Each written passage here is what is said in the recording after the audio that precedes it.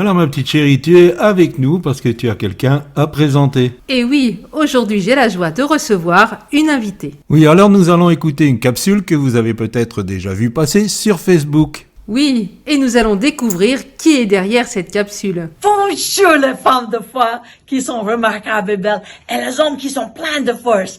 La Bible est tellement claire en Philippiens 4, verset 4. Il dit, réjouissez-vous toujours dans le Seigneur. Je vous répète, réjouissez-vous. Mes amis, d'avoir attitude de réjouissance, c'est vital. C'est notre force.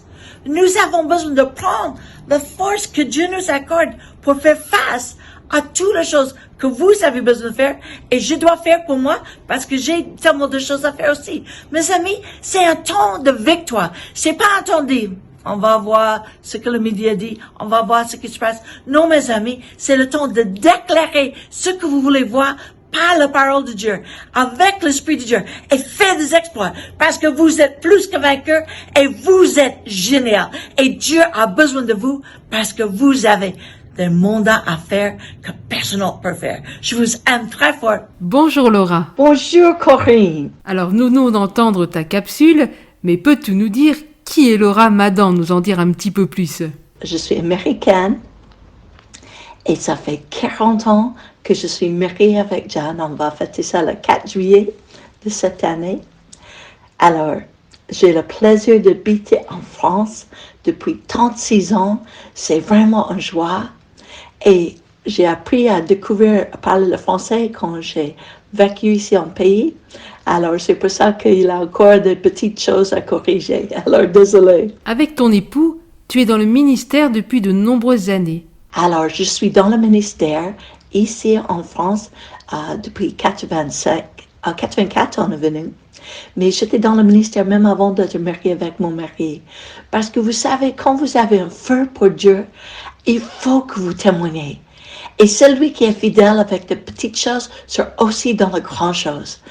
Et quand j'avais quelques mois de conversion, mes amis ont dit, écoute, arrête de bébé chrétien et commence de t'en occuper des autres.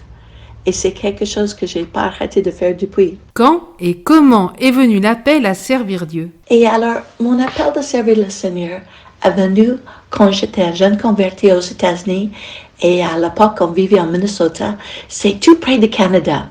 Et c'est dans le bois. Et quand mes amis venaient pour demander si je voulais sortir et faire la fête avec eux, je dis non, parce que je sais ce que vous voulez faire et je peux plus le faire. Et pendant ce temps, après, je l'ai laissé partir. Ensuite, j'ai pleuré. Et je dis, Dieu, tu es quelqu'un pour moi. Je ne sais pas où il est dans le monde, mais tu le gardes pour moi. Et merci Seigneur pour ce que tu veux que je fasse. Et pendant ce temps, Dieu se révélait à moi.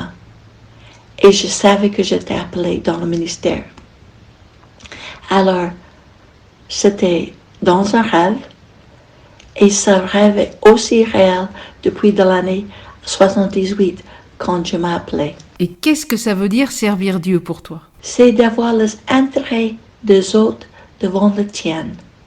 De chercher comment tu puisses communiquer l'amour de Dieu qui est répandu dans ton cœur aux autres. Et ça, c'est servir Dieu. C'est de lui connaître. De faire votre première préoccupation, de connaître son amour, la hauteur, la longueur, la largeur et la profondeur de cet amour à votre égard. Tu dégages une joie incroyable. Un toucher de Dieu particulier sur ta vie? Et c'est vrai, j'ai une joie incroyable. Parce que la Bible dit, celui qui a pardonné beaucoup aime beaucoup. Et ma vie avant de connaître Dieu était tellement de ténèbres et dans la nuit, que quand Christ, quand je dis, Dieu, si tu peux faire quelque chose avec ma vie, rentre dans mon cœur. À ce moment, des tonnes de chaînes ont tombé de moi et j'étais délivrée de cette vie passée, cette ancienne vie. Et j'ai pleuré comme une madeleine. Je retournais au lycée, au gymnase, et tous mes amis ont dit, mais Laura, qu'est-ce que tu as pris cette fois-ci? Qu'est-ce que tu as fait? Et alors, parce que mes amis, c'était des vendeurs de drogue, Et j'avais toujours le meilleur qui était sur le marché. Et je dis, je savais pas comment leur dire. Alors, parce que mes amis ont dit, écoute, laisse les gens voir la différence et ensuite tu leur dis. Mais ils n'ont pas dit quoi dire. Alors, mes amis disent, oh, quand même, dis-nous. Je dis, je peux pas te dire. Ils ont dit, oh, s'il te plaît, Lord, dis-nous. Je dis, je suis amoureuse de Jésus. Ils ont dit, assis-toi, explique-nous. Et tout le monde dans le lycée a entendu ce que Dieu a fait pour moi. De les profs, de le directeur de l'école, tout le monde. Parce que la fille avant qui était tellement en colère, noire, gothique, avant que gothique était un style, était pleine d'amour, de joie et voulait aider les autres. Nous savons qu'en tant qu'enfant de Dieu, il est important de méditer la parole de Dieu. Qu'aimerais-tu dire à ce sujet? Vous savez, j'étais élevée un bon catholique. Alors je croyais que Dieu existait, mais je ne savais pas comment opérer les lois qui sont écrites dans la parole de Dieu. Alors quand j'ai lu, quelqu'un m'a dit, si tu veux connaître Dieu, lis la Bible. Alors j'ai lu le passage où il dit, si votre main vous fait pécher, coupez-le. Et je dis, oh, j'ai pas le courage, alors je dois aller en enfer. Mes amis, j'avais besoin de quelqu'un qui m'explique la parole de Dieu. Comme beaucoup de gens dans votre entourage, ils ont de bonnes intentions, mais la route de l'enfer est pavée de bonnes intentions. Et souvent, les gens manquent le tuyau. C'est comme quand nous sommes venus en France. John et moi, on chantait ensemble et on dirige les louanges. Et on était dans un grand hôtel ici à Nice, l'hôtel Aston, et c'était avant qu'on a démarré l'église, et on chantait pour une autre église où on était impliqué. Et on a installé le système de sonorisation, le baffle, les câbles, les cordes, et ensuite j'ai mis dans une prise. Et je dis, John, le système ne marche pas. On avait des câbles qui disaient A, B, B. Et John a vérifié tout. Et ensuite, il dit, Laura, tu l'as mis dans la prise pour le téléphone. Et c'est pareil pour beaucoup de gens. Ils ont toutes les connexions nécessaires pour marcher, de connaître Dieu. Mais personne ne les a indiqué la bonne prise, qui est Jésus-Christ.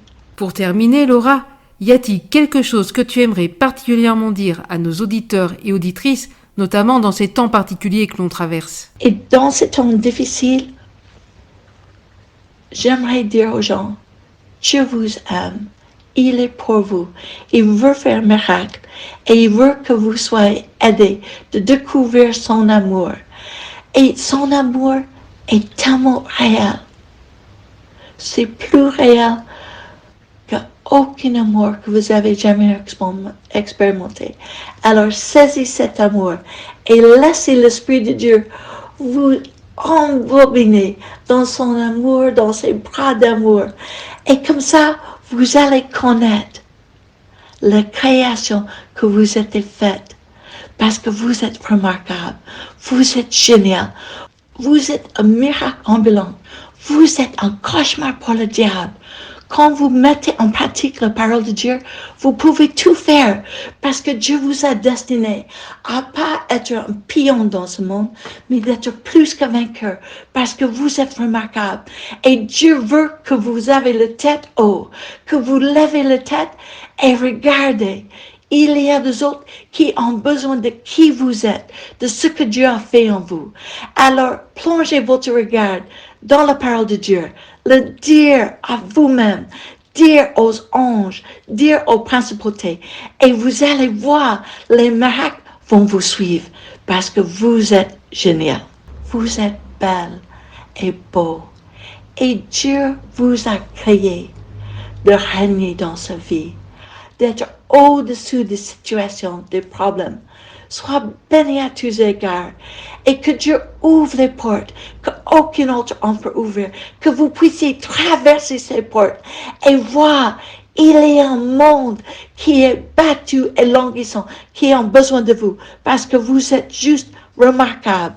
Je vous aime très fort et merci pour le privilège, Corinne. Sois bénie. Un grand merci, Laura, et j'espère à une prochaine fois.